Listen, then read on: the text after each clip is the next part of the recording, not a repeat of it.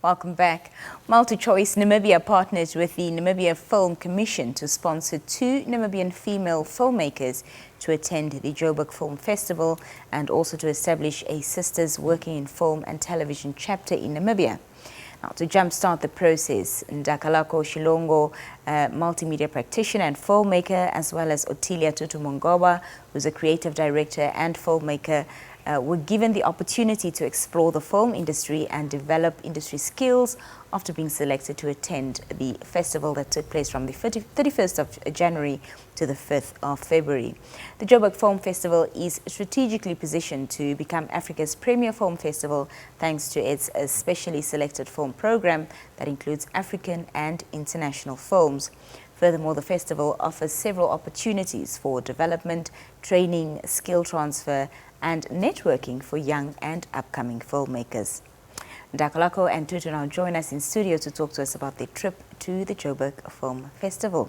Ladies, good evening and welcome. Good evening. That was one heck of an intro. I hope there's still lots to talk about. Mouthful, yes. Yeah. First things first, welcome back, of course. And I want to talk about, the recap of the Joburg Film Festival. Tutu, let's start with you. Joburg Film Festival is more than just a showcase of films.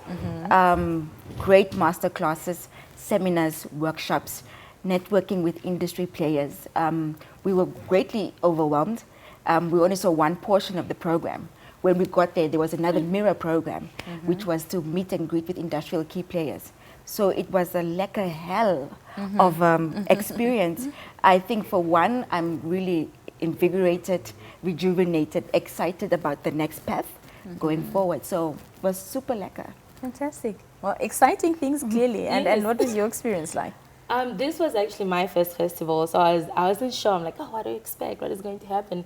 And then I get there, and it was this overwhelming and in the most greatest and positive way possible, where you're surrounded by all these brilliant minds sharing everything that they have to offer. Wow. It was just a really wonderful experience. I had so much fun. I understand that there were also masterclasses and discussions that happened outside of course, the film festival. Talk to us about those, perhaps ones that you attended and discussions that you partook in, Tutu. Nina, for us, we focused on the masterclasses and the discussions. I only got to watch one film. So the masterclasses that we were attending were on intellectual property, streamlining businesses, distributing of films, developing, protecting your work as a filmmaker, just film support, mentorship, then of course just harnessing your skill as a filmmaker, because filmmaking is a broad. People just think it's just the movies. It's documentaries, it's short narrative pieces. Music videos also form part of filmmaking. So it was quite looking at the professionalism of what the industry needs to offer and how we're streamlining those things. What discussions did you particularly enjoy? I mean, it was, for me, one of the things that actually also stood out is some of the seminars that we attended or the masterclasses we attended, they were talking about creating a safe space. For artists, be it on set, just a safe environment in the industry. They spoke about mental wellness, mental health. They spoke about getting a safety conductor when you're on set. It was a very round-up, holistic, fully holistic and extremely informative conversation. From distribution, marketing, conceptualizing what to put in your pitch deck, what the funders are looking for, how to approach them, what to say. It was everything. And that's why I say it was a magnitude of so much information that we had to just like take in. The discussions that were curated were basically about how you have the business aspect of filmmaking. Because everybody gets the essential writing, plotting, and how to set up your script. But then what happens when you have got your script? How do you sell it? And which market do you sell it to? How do you get it to a buyer? Because we've got, and this was one of the things that we saw, that we had small entities that were there specifically to buy content. We had other broadcasters like the Kenya Broadcasting Corp that was also there, and Zambia as well, that were there to buy content. So how do you know that Namibian narratives can also speak to other demographics outside the country?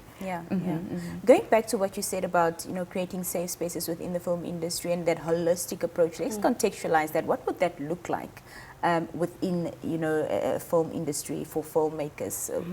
That safe space, what would it be? I mean, for starters, depending on the type of narrative that you're telling, they're already telling us from the moment you set up your budget, you should on the list of your budget, put either a counselor or a mental health personnel, someone who goes with you on set. So if the crew, the cast is having problems and they need to talk to someone, there's someone allocated there to have those conversations. Because filmmaking can be very stressful. You're on set, you're standing, everyone is like screaming, there's so much chaos, but you need that one person whose job is there to make sure that everyone remains level-headed and is operating at their best capacity.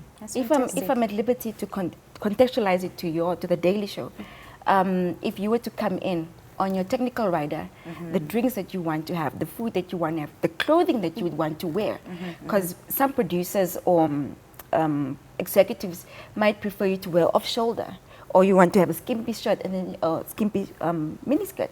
But then you'll be like, no, that's not the forte of the show. That's not what we're looking at. So to what you wear and how your brand is represented. But also that falls back into your well-being as an individual. Right. Do you want to interview sex offenders on your show? No, because it's not conducive for children. So which means your interests also take into say, no, Nina will not do this type of content. Then something that speaks to, aligned to your content.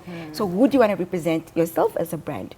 And those safety mechanisms around it as well. Whether even monetary, because you find that sometimes some actors are being paid more than others, so you want some transparency as in within money. So safety is more to do with just the physical space that we occupy.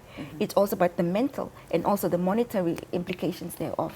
I mean, they even took it a step further where they're talking about it not just on set, not just during production. What happens to our, especially the actors and the actresses who are in front of the camera? Acting is more so like a freelancing job, but then we have this perception and these stereotypes that we attach to them, and the pressure of appearing a certain way. Where do these people go when they're having a low moment? What do you do when you cannot maintain that lifestyle? Who do you talk to? So it was very broad in this sense as well. Like, how do we then create an environment that is habitable for these people to also get a chance, and also for crew? But when it comes to the actors, they take a break. If you shoot, you're done, you move on. But the crew members, they go from set to set to set to set. And your body, when do you take time off for your body to rest? So it was extremely elaborate on so much more. That, quite insightful. Yeah, very extremely insightful. And of course, filmmaking and content creation is also very technical. So what was some of your technical takeaways from this festival? For me, animation. So I work a lot with graphical operators and animators and illustrators. But how is that tying into the film industry? And the opportunity is ample for local graphic designers, illustrators to collaborate with filmmakers like ourselves to do a joint venture. Because not all films are in real time or in video styling. You get films that are just purely based for animation. So we could start writing for animation.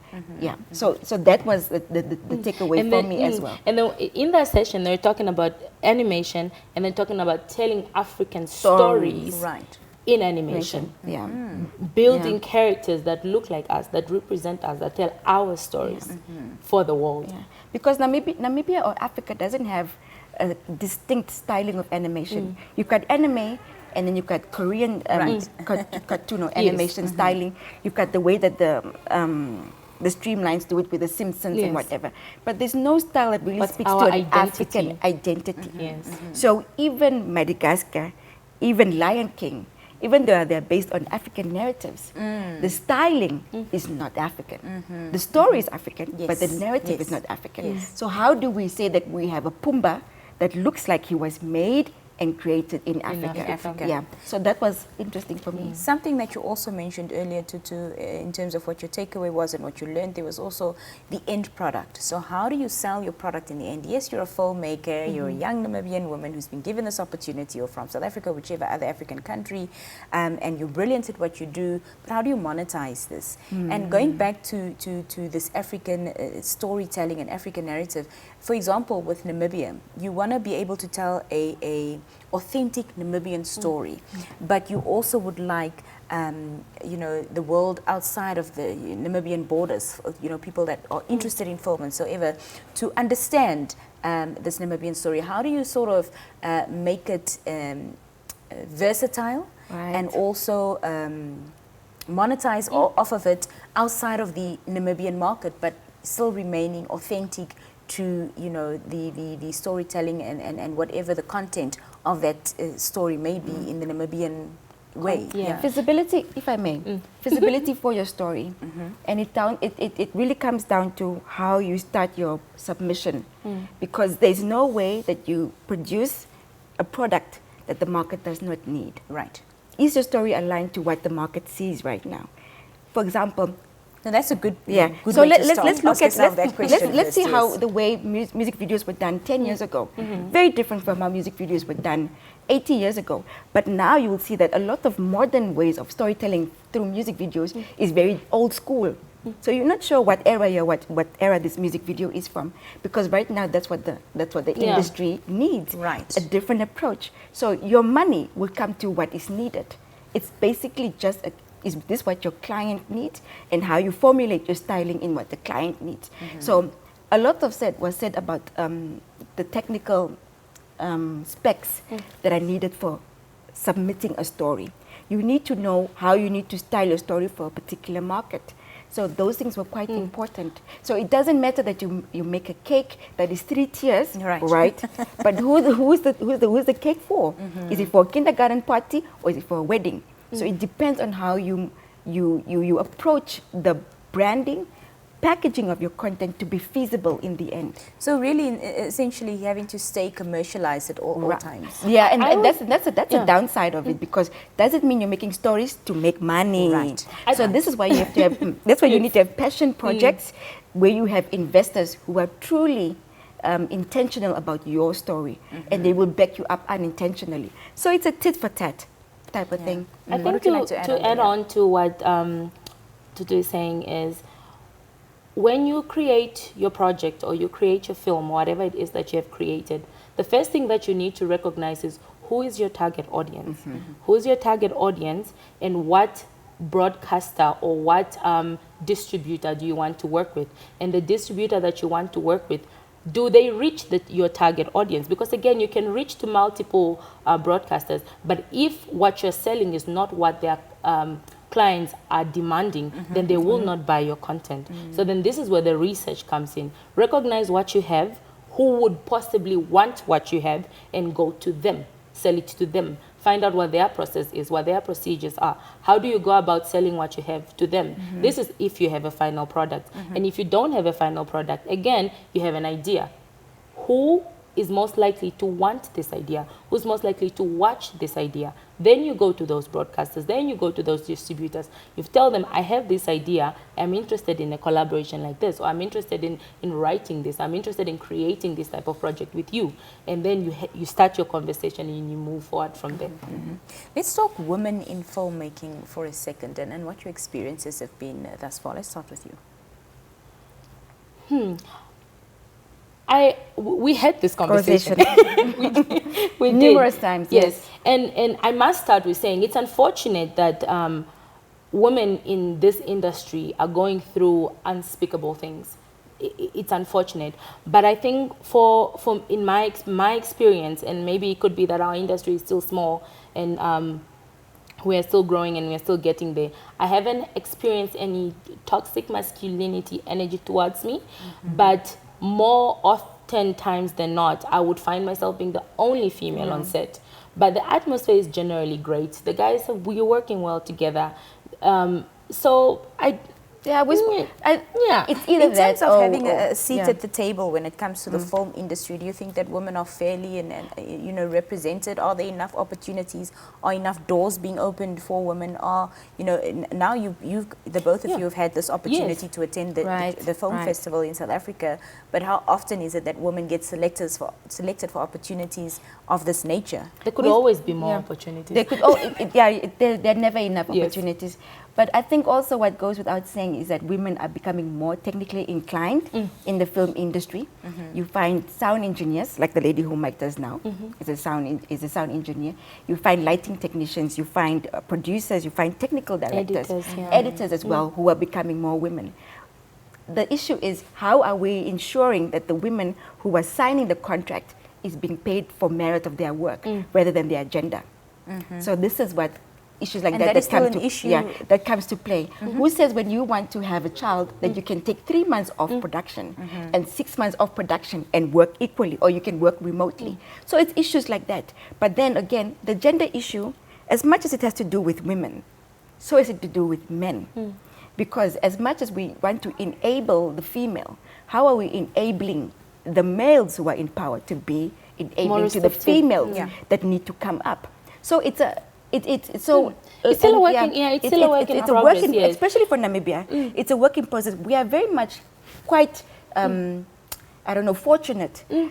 Although, and this is what we want to do, we want to have an enabling platform where people can say, I'm being discriminated salary-wise. Working conditions, I'm not happy.